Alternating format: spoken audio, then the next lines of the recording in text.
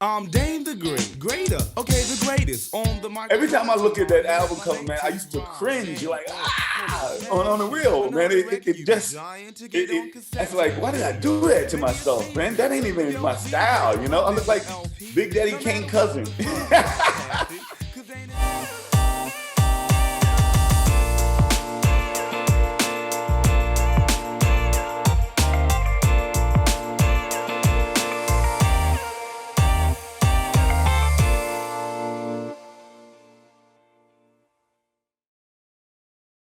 What's up, everybody? Soren Baker here on Unique Access Entertainment. As always, hit that subscribe button. It's right there. As y'all know, it's free, and that enables us to keep coming to y'all as often as possible with as many interviews as possible, with as many icons of the game as possible. So please, please, please hit that subscribe button right there.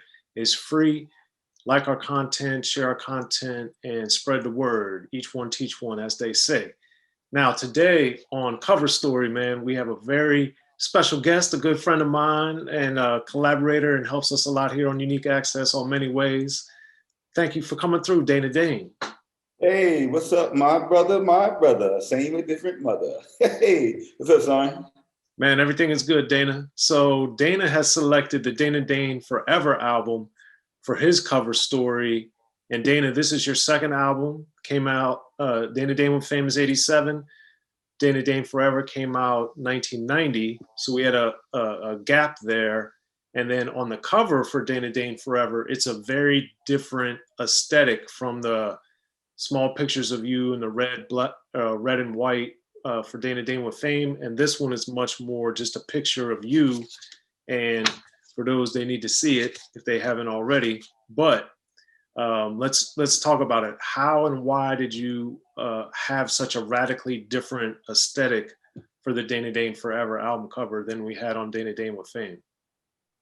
So yeah, going back to the Dane with Fame album cover, just real quick, that was my first actual photo shoot. You know what I mean? So we're gonna circle back one day and talk about Dane with Fame. But when we got to the Dane Forever album and just coming up with the title of Dane Forever, after I came out of Dane with Fame, I wanted to, my thought was to be famous before I was famous. So that's why I named it Dane with Fame. So to give the people the idea that I was already famous. So then when it came to my next album, I said, you know what? I want the people to think I'm gonna always be around forever. So that's how I came up with the title for Dane Forever. All right. So, but when it came to doing the album cover, I had, I know you see that picture up there. I look like ABC or somebody. You know the group. I got them purple, I got them orange, and that was due to the stylist, man. It was due to the stylist, and the first album cover, even though the pictures are little, if you do see the imagery on some of my other publicity pictures, I styled myself. So this is my second photo shoot really for an album cover. And the first time I ever used a stylist in my life, and it was a fail, man. It was a super fail. Sorry. That was Susan Tobman, right? Yeah, I didn't remember her name, and it didn't have nothing really to do with her per se, as it had to do with more of what the record label was pushing on me, man. Because the whole album, Dane Forever, it was different from my first album, just in regards to the way it was made. Because when I made my first album, I did it on my own. I didn't need any assistance. I didn't ask for any assistance. When I came to my second album, they kind of pushed me in direction because they knew better now who I was better than I was. So that's how the whole stylist came. Hey, we want to use a stylist. I never used a stylist, so I was open to it. I'll try it.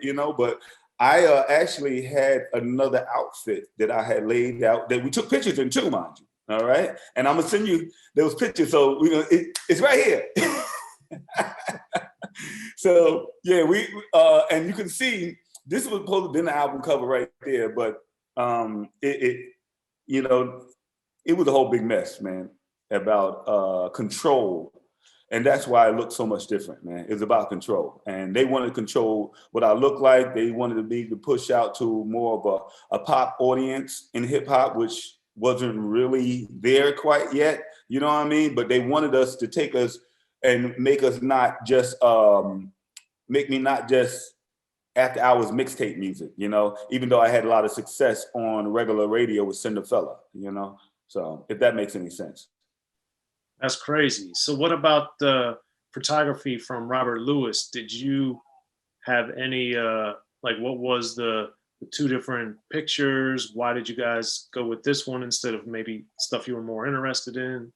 Yeah, so we end up having to do 2 photo shoots, if I recall correctly, because the first photo shoot I did with my outfit, you know, and you know, that was my look though, you know, Kango suited, you know, even though the suit looked good, the colors are crazy, but that was my look. But when they did the other look with that more preppy, whatever that style is with the colors, and I got the hot top fade, I ain't got my Kango on, as you can see right there.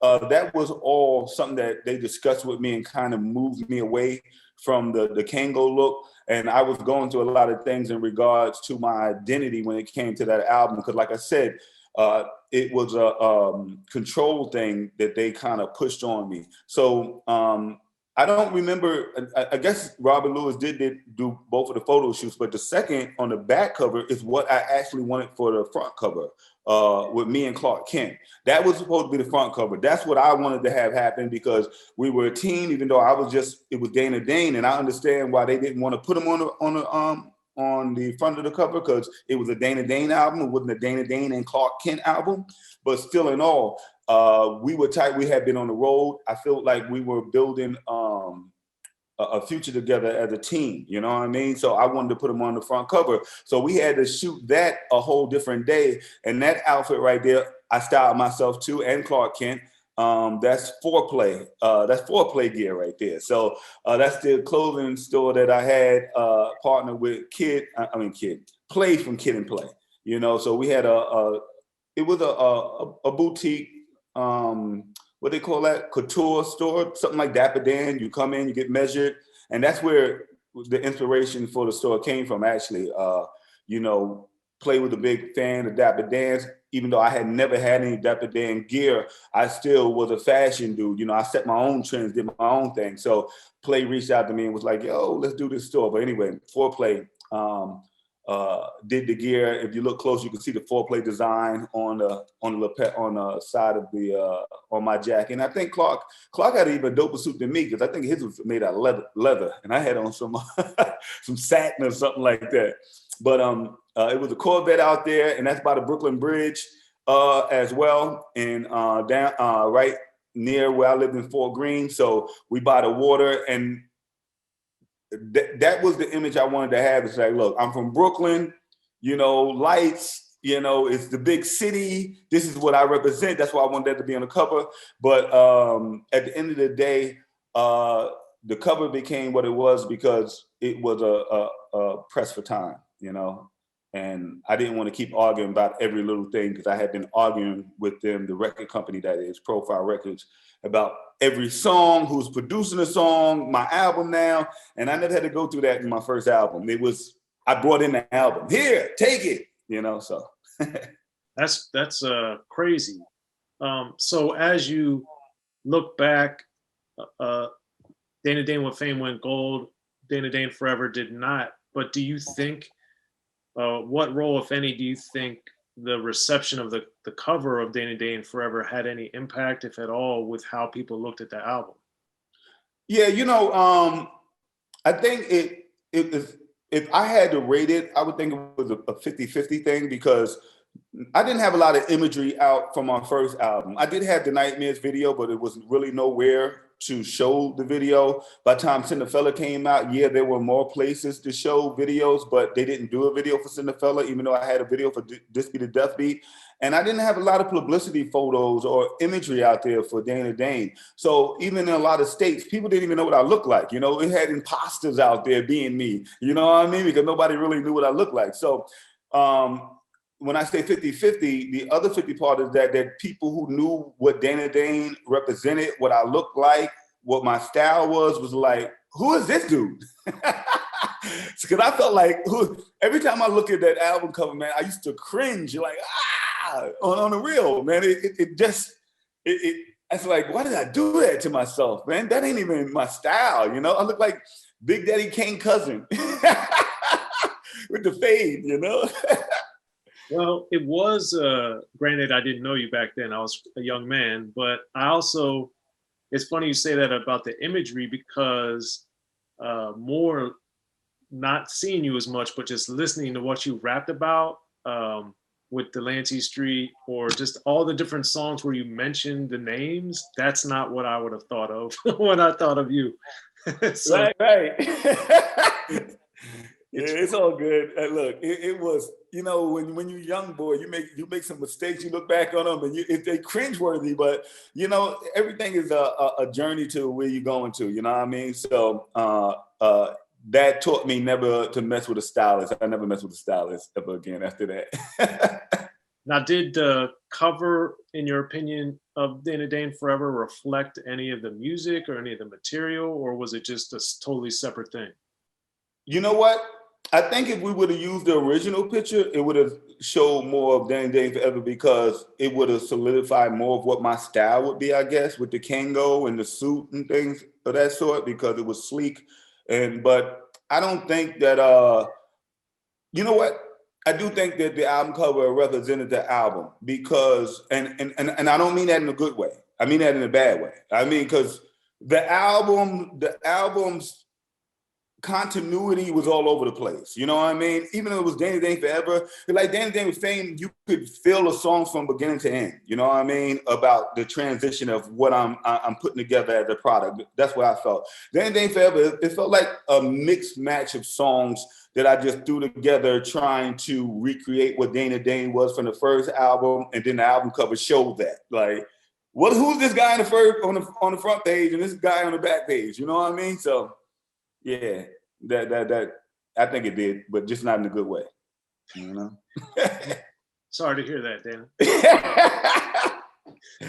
You know, that's how it goes. That's how it goes, though. But you know, I walk past that album cover, you know, and when I'm going through my records, so I see the Dana Dane with Fame, and so then I see the I got the Dana Dane Forever, and then I got the Rolling with Dana Dane album, and even the Rolling with Dana Dane album is more like me, even though that wasn't even, you know, because I was still transitioning to getting to where I wanted to be. You know what I mean? So because after the Dana Dane Forever album, I felt like I had to figure out a style that was moving in the same direction. I mean, in a new direction, but still held on to what I felt like I looked like with the tilted hats and you know, smooth, but it was still a little bit more rugged now. You know what I mean? Going forward. So if that, you know, just want to share that little tidbit too.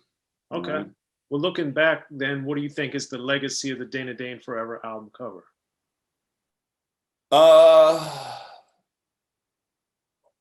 Is the legacy of that cover is going to be,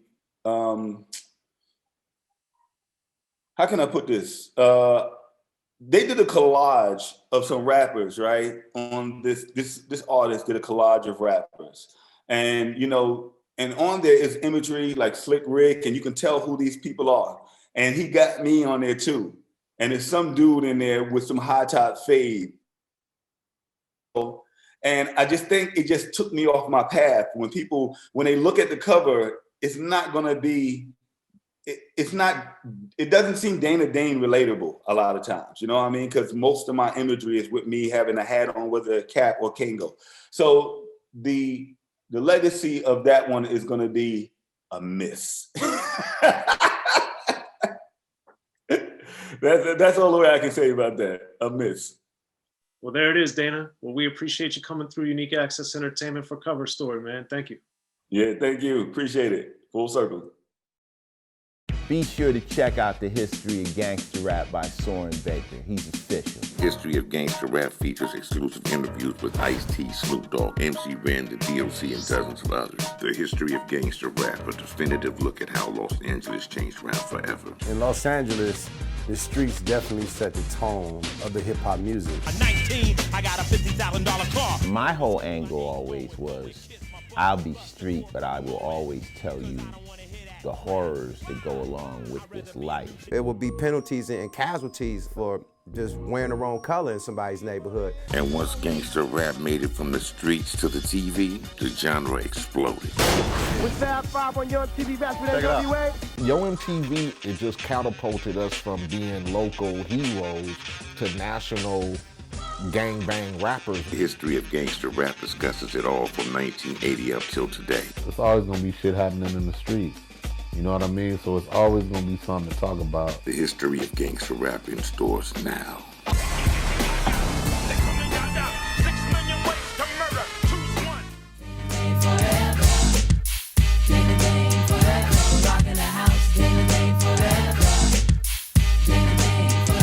Now, I made a lot of records and you said that.